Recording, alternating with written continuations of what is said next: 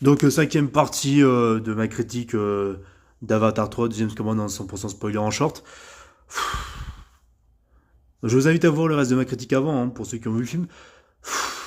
Bah, je souffle, hein. Je souffle. Non, parce que j'aurais voulu que pour Quaritch, tu vois, il se rend compte qu'il s'habitue à cet environnement des cendres, voilà, ça avait été exploité, qu'il tombe réellement amoureux de Varang, qu'il soit pas juste sa pute avec qui il va baiser dans la tente, tu vois. Non, non, non. Je te jure, vraiment. Et puis aussi, mais il y a une incohérence, putain, il y a une putain d'incohérence.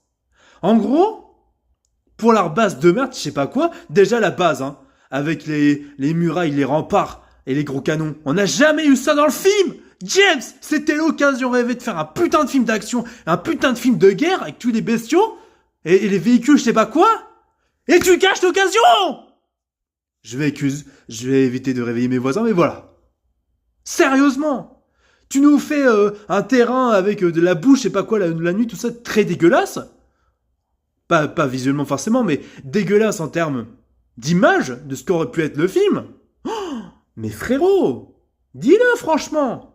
Dis-le franchement qu'en fait, tu te répètes et en fait, tu veux jouer les gentils en faisant un mécanisme de con, en mode, ouais, les gentils navis, c'est ceux qui respectent les Wa, mais les cendres, les méchants navis, c'est que des merdes. Ou peut-être qu'ils vont être contre Quaritch, je sais pas quoi. Quaritch, il va être méchant jusqu'au bout, et en fait, Eywa, elle a pas à se justifier.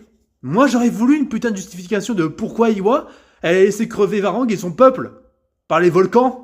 J'aurais voulu voir ça. Qu'on vienne pas me dire, ouais, mais c'est Dieu, c'est le grand mystère de la foi, de ce qui est réel ou pas, enfin de ce que Eywa attend des navis, je sais pas quoi, et de ce que Dieu attend de nous, je sais pas quoi. On peut très bien, on peut très bien tout simplement exprimer ce qui est une réalité. Moi, je le crois comme ça, hein. Et je pense que vu comment le monde est pourri, ça ne peut être que ça.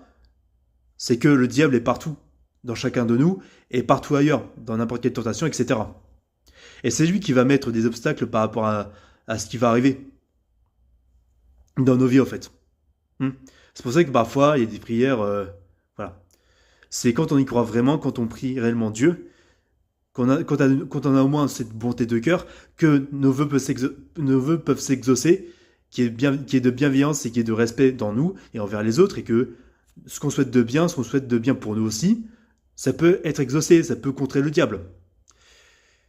Mais en fait, dans Avatar 3, James, qu'est-ce que tu cherches à faire en faisant le moralisateur envers les navis de feu là?